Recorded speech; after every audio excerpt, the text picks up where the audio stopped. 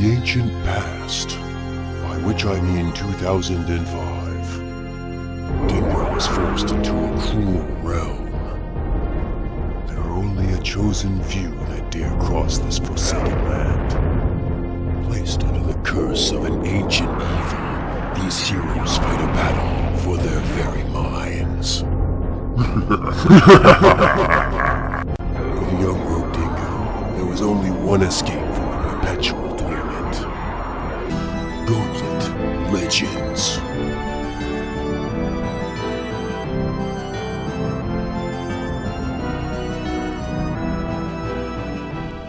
That really was a true story. In the dark world of NNPTC and the pipeline, the one thing that kept me from losing my mind was frequent trips to the mini arcade in the Enterprise building. In fact, that first time that I beat the Time Crisis game was at the dive down at the weapon station Charleston.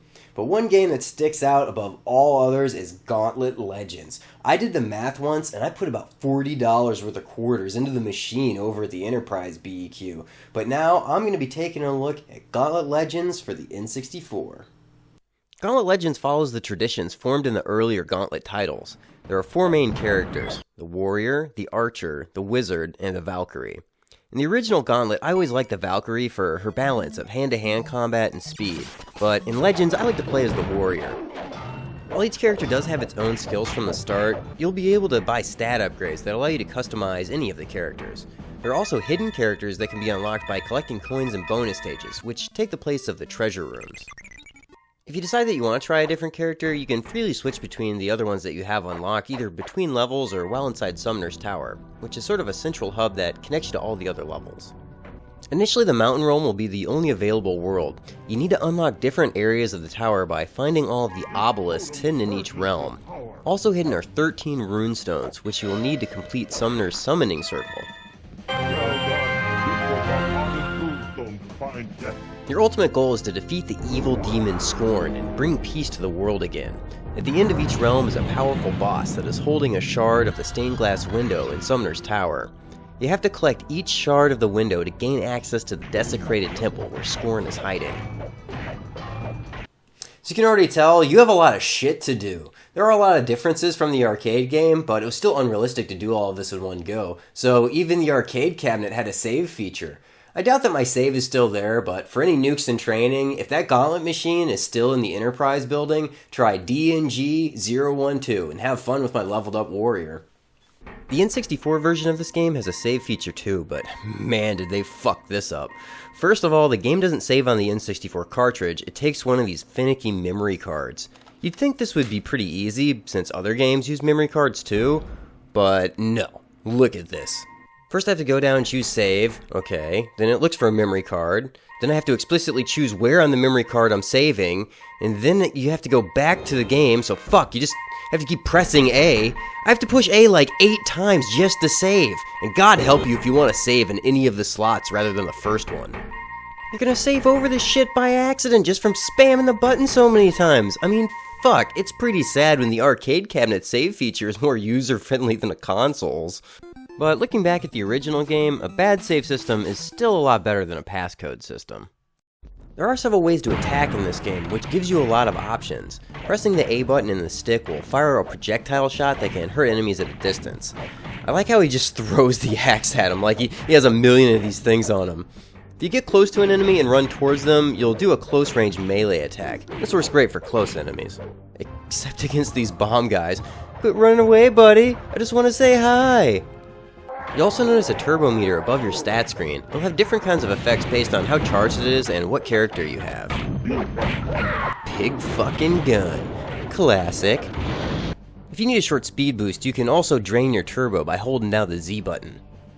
Also returning from the original Gauntlet games are the bombs, or potions, or magic. They go by a lot of names.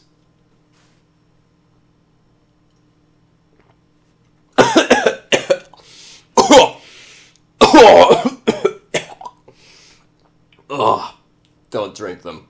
The strength of bombs depends on your character's magic, so it's most powerful with the wizards. They can be great for crowd control by sending out a blast around you. Bombs can also be thrown to get guys hiding just outside your reach. Another great use for potions is to make a temporary shield. I like using them against the bosses so I can stand still and pelt away at them. Bombs also have the useful ability to destroy any enemy spawner that's in their blast radius. This can really save you some pain in the later stages where enemies aren't fucking around anymore. Come on! Fuck! They don't stop! Almost got it. Almost there. Come on! Come on! No! I can feel it! I can feel it! They're gonna stop! They're gonna stop any second now! Yeah, I got this! I got this! You're gonna go down! You guys are fucking dying! Yeah, bitch! You can also use bombs to turn poison into food that can give you back health. And it's always good to have at least one potion on you at all times because they're the best way to get rid of the death monsters. These guys are still just as terrifying as they were in the original. Shit, stay away from me!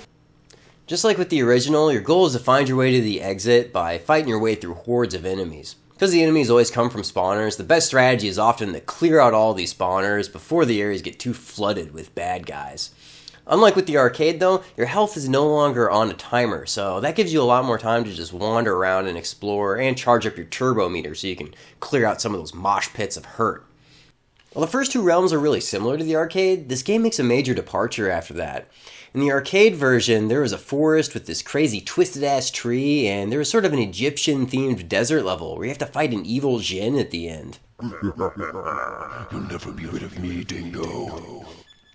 In place of that, they have this poisoned city and an icy mountain where you have to find a meteorite that's turned the dwarves into monsters. Wait, isn't that just the story from Fox Xanadu? Why did they get rid of their own story to rip off the story from another game? These changes aren't just isolated to the N64 version, as there are major differences between all of the console ports.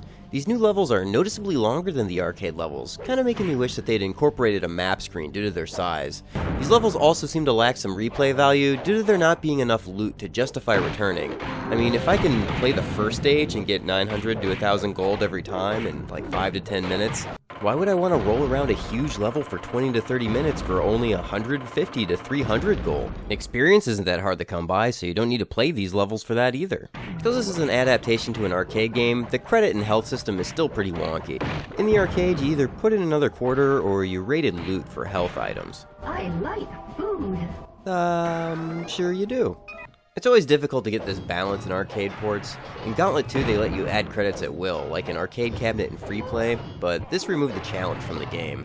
On the N64 there isn't really a penalty for dying, other than shame and wasted time. But if you want to max out your HP, you need to either buy it from Sumner for an outrageous price, or raid an early level over and over. Get used to level 1, it's the fast track to healing up. Having a rare max health power-up, or maybe a recovery room like they had in the original game, would have been a great way to offset a lot of this grinding. Overall, not a major flaw. I did have to health farm a lot out of the first level when I was playing the arcade just so I could save quarters, but it does get repetitive. While the general strategy may be to kill all the spawners, there's often more to a level than just that. Switches will trigger different effects, like opening a gate or raising a platform.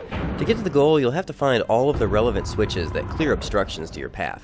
In the earlier levels, this isn't too difficult, as the switches contain an arrow that points to their effect location. The only time I really had trouble with it was in these more expansive levels in the later half of the game. Because some of these switches may not be relevant to completing the level, such as giving bonus items or helping you find those runestones, there can be a shitload of unnecessary switches. Luckily, the time no longer affects your health, which allows you to wander around freely, but the backtracking does get tedious. Because the camera moves around on its own, this can make it difficult to orient yourself too. The game does provide you with a compass, and it might take you a little bit of time to get used to it.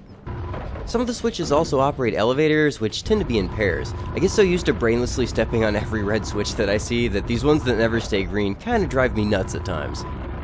While you're wandering around, you're going to pillage plenty of items that you can use, and Gauntlet Legends went the full Monty on items. Amulets, elemental breath, invisibility, 3 or 5-way shot, damage shields, phoenix familiar, time stop, levitation, rapid fire, reflective shot, reflective armor, anti-death power, super shot, the Thunder Hammer! Damn, they were not fucking around.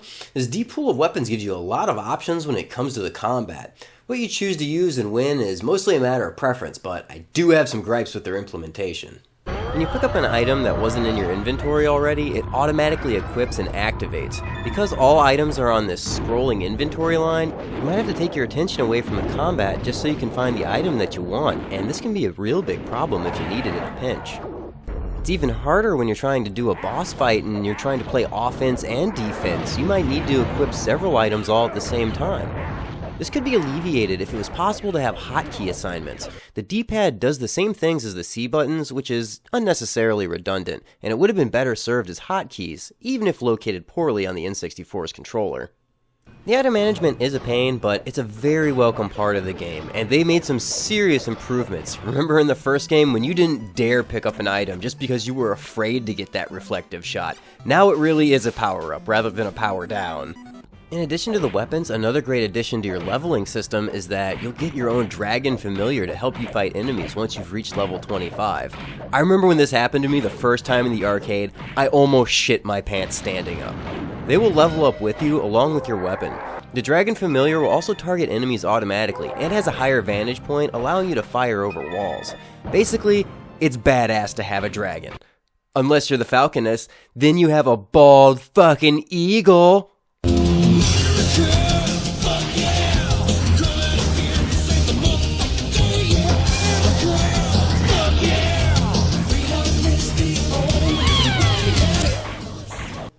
There's no way to avoid pointing out that this game is great for multiplayer. That's Gauntlet's bread and butter. Alright, what do you say, Prism? You ready to do some co-op?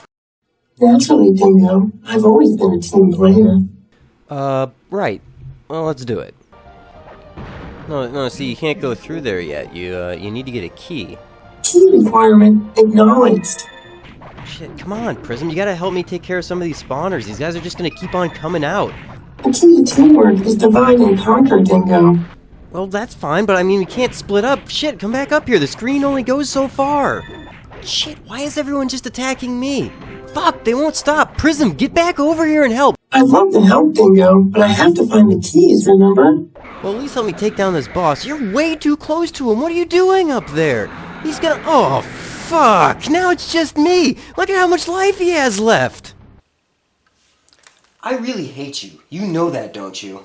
Aggression, I could lower the oxygen level, if that would help calm you down. Wait, you're not still hooked up to the life support systems, are you? No, never mind. I'm feeling pretty calm. Very calm. Gauntlet Legends makes for a great arcade game, and the N64 version is a fun adaptation too. This game still has a pretty big price depending on where you look for it, but it makes for a fantastic multiplayer experience. Just make sure that you have an N64 memory card handy before you pick it up. And on that note, it's time for me to send Scorn back to hell.